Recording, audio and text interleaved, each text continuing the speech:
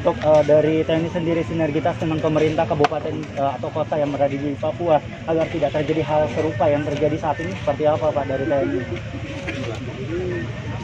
Papua itu daerah Ronggol semua. Jadi kebijakan pemerintah ini memberikan kewenangan kepada kita untuk melaksanakan tugas. Ada hal yang tidak sepaham dengan orang yang menentang pemerintah ini akan terus terjadi. Bukan masyarakat Papua sendiri yang pemerintah daerah Papua supaya kita bekerja masyarakat Papua untuk kemajuan masyarakat Papua. Baik, terima kasih Pak. Jadi nanti juga kita anaknya kan ada ke sini. Oke. Ada nanti tabungan untuk ya untuk pasien tambahan. Itu kalau untuk pendidikan sendiri Pak sampai usia berapa? Kalau kita kan di sini lumayan kan sekolah ada program sekolah gratis dan sebagainya.